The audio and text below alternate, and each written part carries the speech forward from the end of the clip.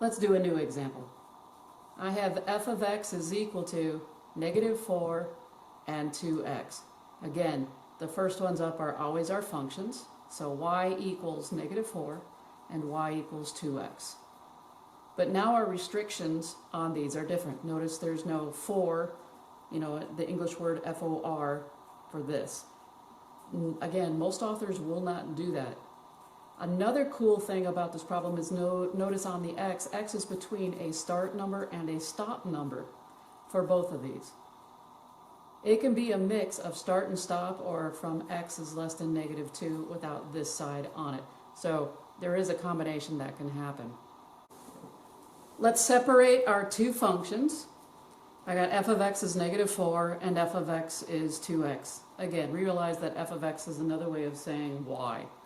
So I have y equals negative 4 and y equals 2x. Underneath them, I am going to put their bounds or their restrictions. F of x equals negative 4 had the restrictions negative 4 is less than or equal to x is less than negative 2. And the restriction for this one was negative 2 is less than or equal to x is less than or equal to 2. All right, each one has different restrictions, and you notice a mix and match over here of different inequality symbols. That's okay. This is going to be a start number, and this is an end number. That's the way they always work. This is a start, and that's a stop number. Same thing goes. This is a start number, this is a stop number. This is the beginning number we're going to start with. Beginning number, this is going to be the ending number we're going to have. So, these are the numbers that we're going to use and put into our XY table.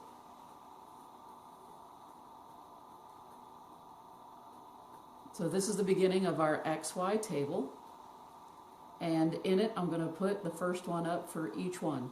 The start was negative 4 for the first function, and the start for the second one was negative 2. Alright, so here is the negative 4 start number for x, and the reason it goes in the x is because it says this is x. X is between negative 4 and negative 2. Same thing goes here. X is in here, so x is between negative 2 and 2. So negative 2 is our start number.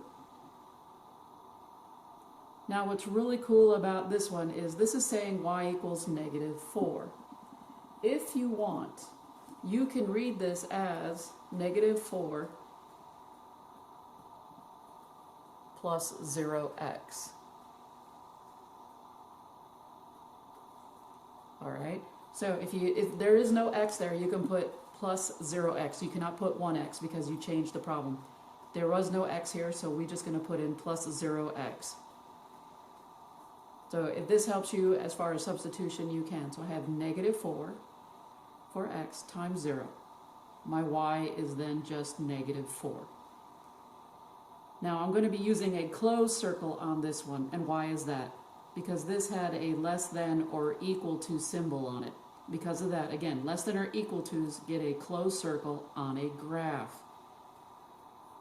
Using the second one, it has this will have a closed circle on the value as well. So I'm going to put in negative 2 to my function. Negative 2 times 2 is a negative 4. The reason it's a closed circle is because it has the less than or equal to. Again, less than or equal to is a closed circle. So this is my first point, my first x value. Alright, so my first point, first x value, and what is happening with that first start value.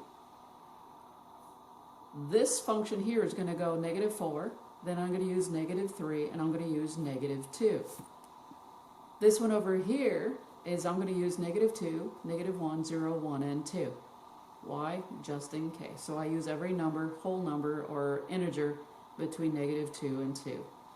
I use every number between negative 4 and negative 2. So I put in negative 4, then I put in negative 3, and then I stopped at negative 2 because my bound stopped at negative 2. Negative 2 has the less than symbol attached to it, which means, guess what? I'm going to be using an open circle. So an open circle I'm going to use for this point. If I put in negative 2 for x, I get 0, so I just end up y equals negative 4.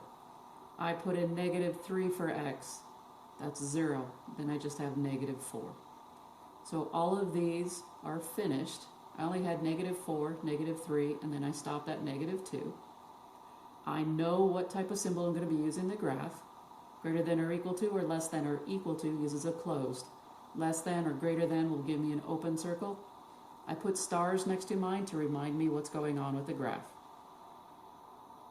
Going over to the other function, I started out with negative 2, and it says I have to end at 2, so I just go negative 2, negative 1, 0, 1, and 2.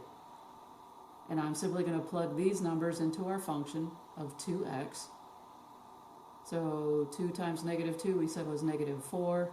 I put in 1, so here we go. Negative 1 times 2 gives me a negative 2. I plug in 0, I get 0. 1 times 2 gives me 2. 2 times 2 gives me 4. And again, I stop at 2 because that's what it said. X is between negative 2 and 2. It stopped at 2. 2 had a less than or equal to, telling me it's a closed circle.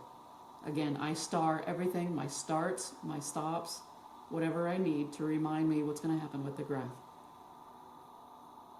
And that's what's next. The first function was negative 4, negative 4.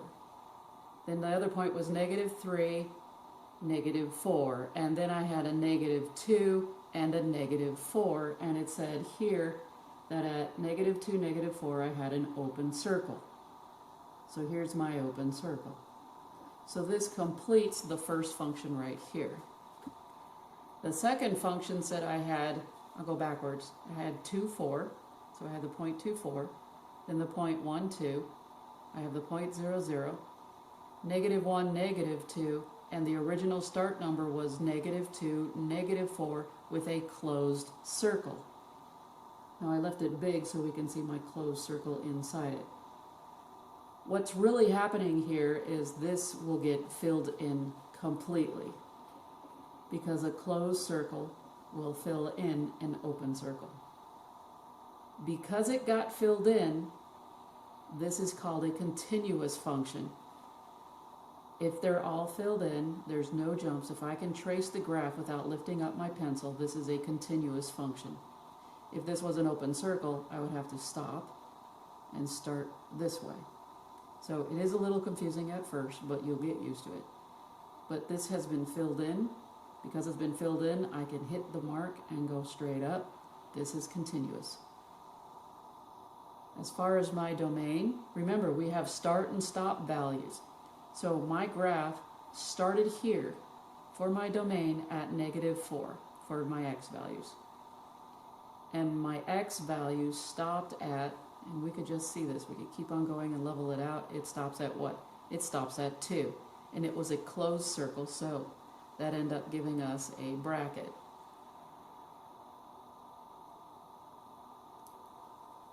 So I have brackets on the negative 4, closed circle, and at the 2, closed circle.